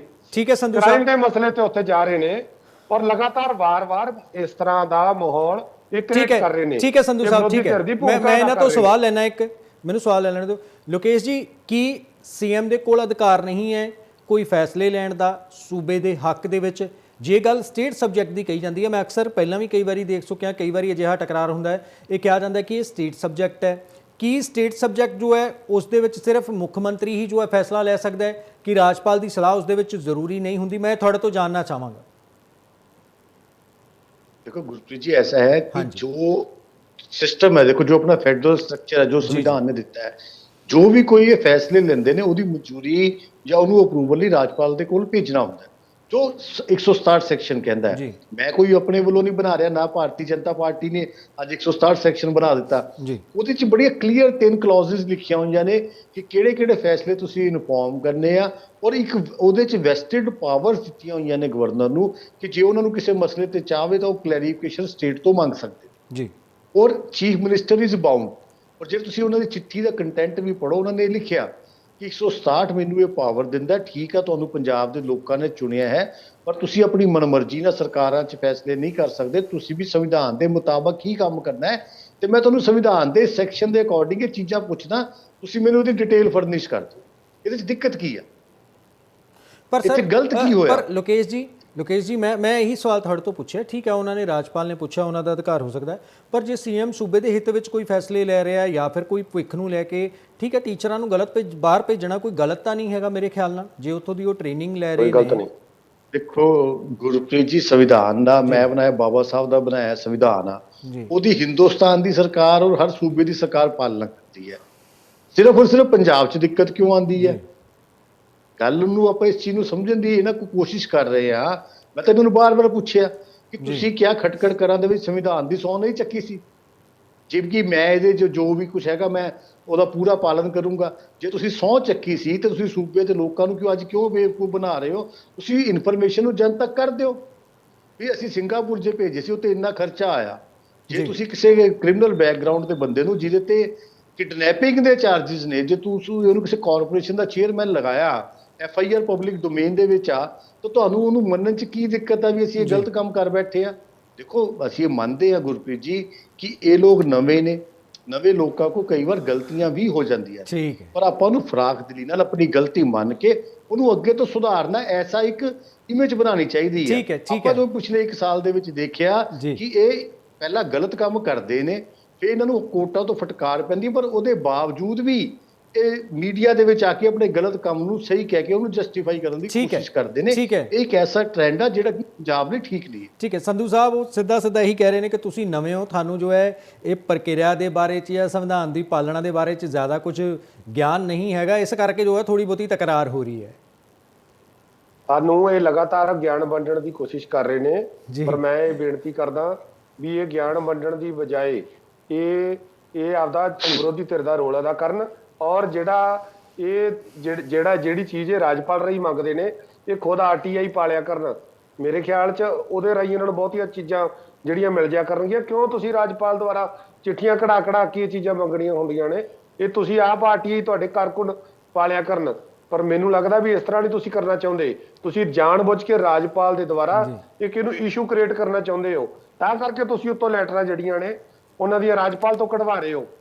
ਮੈਂ ਬੇਨਤੀ ਕਰਦਾ ਰਾਜਪਾਲ ਸਾਹਿਬ ਨੂੰ ਕਿ ਤੁਸੀਂ ਇੰਨੀ ਦਖਲਅੰਦਾਜ਼ੀ ਨਾ ਕਰੋ ਸਟੇਟ ਦੇ ਮੁੱਦਿਆਂ ਤੇ ਕਿ ਤੁਸੀਂ ਪੰਜਾਬ ਦੇ ਦੁਸ਼ਮਣ ਵੱਜਣ ਲੱਗ ਜਾਓ। ਜਿੱਥੇ ਤੁਸੀਂ ਕਿਤੇ ਗੱਲ ਕਰਨੀ ਹੁੰਦੀ ਤੁਸੀਂ ਉੱਥੇ ਕਰਿਓ। ਜਿੱਥੇ ਆ ਪ੍ਰੀਪੇਡ ਮੀਟਰਾਂ ਦੀ ਗੱਲ ਚੱਲਦੀ ਤੁਸੀਂ ਉੱਥੇ ਬੋਲੋ, ਜਾ ਕੇ ਕੇਂਦਰ ਨੂੰ ਕਹੋ ਗੱਲ, ਜਾ ਕੇ ਉੱਥੇ ਕਰੋ, ਉੱਥੇ ਆਵਾਜ਼ ਉਠਾਓ ਸਾਡੀ ਜਾ ਕੇ ਵੀ ਹਾਂ ਵੀ ਇਹ ਪੰਜਾਬ ਨਾਲ ਧੱਕਾ ਹੋ ਰਿਹਾ। ਤੁਸੀਂ ਲਗਾਤਾਰ ਜਿੱਥੇ ਪੰਜਾਬ ਦੇ ਪਾਣੀਆਂ ਦੀ ਗੱਲ ਆਉਂਦੀ ਉੱਥੇ ਗੱਲ ਕਰ ਲਿਆ ਕਰੋ ਕੇਂਦਰ ਦੀ। ਉਦੋਂ ਵੀ ਉੱਥੇ ਵੀ ਕੋਈ ਧਾਰਾ ਧੂਰਾ ਪੜ੍ਹ ਲਓ ਜਿਹੜੀ ਤੁਹਾਨੂੰ ਇਜਾਜ਼ਤ ਦਿੰਦੀ ਹੋਵੇ ਵੀ ਕੇਂਦਰ ਕੋਲ ਸਾਡੀ ਆਵਾਜ਼ ਪਹੁੰਚਾਉਣ ਦੀ। ਇਸ ਕਰਕੇ ਉੱਥੇ ਗੱਲ ਕਰਿਆ ਕਰੋ ਤੁਸੀਂ, ਪਰ ਨਹੀਂ, ਤੁਸੀਂ ਅਜਿਹਾ ਨਹੀਂ ਕਰਨਾ। ਤੁਹਾਨੂੰ ਇਸ ਗੱਲ ਨਾਲ ਪ੍ਰੋਬਲਮ ਹੈ ਕਿਉਂਕਿ 800 ਸਕੂਲ ਬੰਦ ਹੋ ਗਏ ਸਨ ਪੰਜਾਬ ਦੇ ਵਿੱਚ, ਸਰਕਾਰੀ ਸਕੂਲ, ਤੁਹਾਨੂੰ ਚੇਤੇ ਹੋਵੇਗਾ। ਔਰ ਠੀਕ ਹੈ ਸੰਧੂ ਸਾਹਿਬ, ਮੈਂ ਨਾਰੰਗ ਸਾਹਿਬ ਤੋਂ ਇਹਦਾ ਜਵਾਬ ਲੈ ਲੈਣਾ। ਜੋ ਤੁਸੀਂ ਗੱਲ ਕਹਿ ਰਹੇ ਹੋ ਮੈਂ ਜਵਾਬ ਲੈ ਲਾਂ ਇੱਕ ਵਾਰੀ ਨਾਰੰਗ ਜੀ ਤੋਂ ਪਲੀਜ਼। ਮੇਰੇ ਕੋਲ ਸਮਾਂ ਬਹੁਤ ਘੱਟ ਹੈ, ਮੈਂ ਨਾਰੰਗ ਜੀ ਤੋਂ ਜਵਾਬ ਲੈਣਾ ਚਾਹਾਂਗਾ ਇੱਕ ਛੋਟਾ ਜਿਹਾ। ਨਾਰੰਗ ਸਾਹਿਬ ਮੇਰਾ ਸਵਾਲ ਇਹ ਹੈ ਤੁਹਾਡੇ ਤੋਂ, ਸੰਧੂ ਸਾਹਿਬ ਪਲੀਜ਼। ਨਾਰੰਗ ਜੀ ਮੇਰਾ ਸਵਾਲ ਇਹ ਹੈ, ਠੀਕ ਸੰਧੂ ਸਾਹਿਬ ਪਲੀਜ਼। ਨਾਰੰਗ ਸਾਹਿਬ ਮੇਰਾ ਸਵਾਲ ਤੁਹਾਡੇ ਤੋਂ ਇਹ ਹੈ, ਮੈਂ ਆਪਣਾ ਸਵਾਲ ਦੱਸ ਦਿੰਦਾ। ਨਾਰੰਗ ਸਾਹਿਬ ਸਵਾਲ ਇਹੀ ਹੈ ਕਿ ਆਖਿਰ ਰਾਜਪਾਲ ਜਦੋਂ ਪੰਜਾਬ ਦੇ ਹਿੱਤਾਂ ਦੀ ਕੋਈ ਗੱਲ ਹੁੰਦੀ ਹੈ ਉਹ ਕੀ ਕੇਂਦਰ ਦੇ ਅੱਗੇ ਜਾ ਕੇ ਚੱਕਦੇ ਨੇ? ਜਿਸ ਤਰ੍ਹਾਂ ਦੇ ਨਾਲ ਇੰਦਰਜੀਤ ਜੀ ਕਹਿ ਰਹੇ ਨੇ ਕਿ ਉਹ ਗੱਲ ਹੀ ਨਹੀਂ ਕਰਦੇ ਪੰਜਾਬ ਦੇ ਹਿੱਤਾਂ ਦੀ ਜਦੋਂ ਗੱਲ ਆਉਂਦੀ ਹੈ, ਕੋਈ ਵੀ ਮਾਮਲਾ ਹੋਵੇ। ਛੋਟਾ ਜਿਹਾ ਜਵਾਬ ਚਾਹਾਂਗਾ, ਸਮਾਂ ਬਹੁਤ ਘੱਟ ਹੈ। देखो गुरप्रीत जी, ऐसा कुछ नहीं है, इस सिर्फ डिबेट भटकाने की गल्लां कर रहे ने। गवर्नर साहब तो खुद बॉर्डर एरिया च गए ने, जाके उत्थे लॉ एंड ऑर्डर की हालात देख के या जो कर सकते हैं कि being custodian of the state वो कर रहे हैं। गल ਆਪਾਂ ਜਿਹੜੀ ਚੀਜ਼ ਤੇ ਡਿਬੇਟ ਕਰ ਰਹੇ ਹਾਂ ਨਾ ਜੀ, ਅਸੀਂ ਤਾਂ ਇਹਨਾਂ ਨੂੰ ਫਿਰ ਕਹਿ ਰਹੇ ਕਿ ਤੁਸੀਂ ਮੰਨ ਲਓ ਯਾਰ ਗਲਤੀ ਹੋ ਗਈ, ਅੱਗੇ ਤੋਂ ਅਸੀਂ ਨਹੀਂ ਕਰਾਂਗੇ, ਪਰ ਉਹ ਮੰਨਣ ਨੂੰ ਤਿਆਰ ਹੀ ਨਹੀਂ। ਉਹ ਆਪਾਂ ਇਹਨਾਂ ਦਾ ਐਟੀਟਿਊਡ ਦੇਖੋ ਗੁਰਪ੍ਰੀਤ ਜੀ, ਇਹ ਕਹਿੰਦੇ ਤੁਸੀਂ ਮੈਂ ਤੁਹਾਨੂੰ ਦੋਨਾਂ ਨੂੰ ਰੋਕਣਾ ਚਾਹਾਂਗਾ। ਸੋ ਇੱਥੇ ਵੀ ਜੋ ਹੈ ਸਵਾਲ ਦੇ ਜਵਾਬ 'ਚ ਸਵਾਲ ਹੀ ਦਿੱਤਾ ਜਾ ਰਿਹਾ, ਜਵਾਬ ਕਿਸੇ ਕੋਲ ਨਹੀਂ ਹੈ ਜੋ ਉੱਥੇ ਚੱਲ ਰਿਹਾ। ਤੁਹਾਡੇ ਬਹੁਤ ਦੋਨਾਂ ਮਹਿਮਾਨਾਂ ਦਾ ਬਹੁਤ ਧੰਨਵਾਦ, ਤੁਸੀਂ ਸਾਡੇ ਨਾਲ ਅੱਜ ਦੀ ਇਸ ਚਰਚਾ ਦੇ ਵਿੱਚ ਜੁੜੇ, ਆਪਣੇ ਵਿਚਾਰ ਜੋ ਨੇ ਉਹ ਸਾਂਝੇ ਕੀਤੇ ਨੇ। ਸੋ ਇਹੀ ਕਿਹਾ ਜਾ ਰਿਹਾ ਹੈ ਕਿ ਪੰਜਾਬ ਸਰਕਾਰ ਇਹ ਕਹਿ ਰਹੀ ਹੈ ਕਿ ਰਾਜਪਾਲ ਜੋ ਨੇ ਉਹ ਸਾਡੇ ਕੰਮਾਂ ਦੇ ਵਿੱਚ ਦਖਲਅੰਦਾਜ਼ੀ ਕਰ ਰਹੇ ਨੇ, ਅਸੀਂ ਪੰਜਾਬ ਦੇ ਲੋਕਾਂ ਨੂੰ ਜਵਾਬ ਦੇਣਾ। ਜਦਕਿ ਰਾਜਪਾਲ ਦੇ ਵੱਲੋਂ ਦੀ ਇਹ ਕਿਹਾ ਜਾ ਰਿਹਾ ਹੈ ਕਿ ਸੂਬੇ ਦਾ ਕਸਟੋਡੀਅਨ ਹੋਣ ਦੇ ਨਾਤੇ ਜੋ ਹੈ ਮੈਨੂੰ ਇਹਨਾਂ ਗੱਲਾਂ ਦੀ ਜਾਂ ਜਿਹੜੇ ਵੀ ਜ਼ਰੂਰੀ ਮੁੱਦੇ, ਜ਼ਰੂਰੀ ਫੈਸਲੇ ਤੁਸੀਂ ਲੈ ਰਹੇ ਹੋ ਉਸ ਦੀ ਜਾਣਕਾਰੀ ਹੋਣੀ ਜ਼ਰੂਰੀ ਹੈ। ਖੈਰ ਦੋਹੇ ਧਿਰ ਆਪੋ ਆਪਣੇ ਸਟੈਂਡ ਦੇ ਉੱਤੇ ਵਜਦ ਨੇ, ਵਾਰ ਪਲਟਵਾਰ ਕੀਤਾ ਜਾ ਰਿਹਾ, ਜਵਾਬ ਜੋ ਹੈ ਉਹ ਨਹੀਂ ਦਿੱਤਾ ਜਾ ਰਿਹਾ, ਪਰ ਸਵਾਲ ਜ਼ਰੂਰ ਪਿੱਛੇ ਜਾ ਰਹੇ ਨੇ ਤੇ ਆਉਣ ਵਾਲੇ ਦਿਨਾਂ ਦੇ ਵਿੱਚ ਇਹ ਸਵਾਲ ਹੋਰ ਜ਼ਿਆਦਾ ਤਿੱਖੇ ਹੋਣਗੇ, ਹੋਰ ਜ਼ਿਆਦਾ ਜੋ ਨੇ ਉਹ ਪੁੱਛੇ ਜਾਣਗੇ। ਖੈਰ ਅੱਜ ਦੀ ਇਸ ਪੇਸ਼ਕਸ਼ ਦੇ ਵਿੱਚ ਇੰਨਾ ਹੀ, ਮੈਨੂੰ ਦਿਓ ਇਜਾਜ਼ਤ, ਧੰਨਵਾਦ।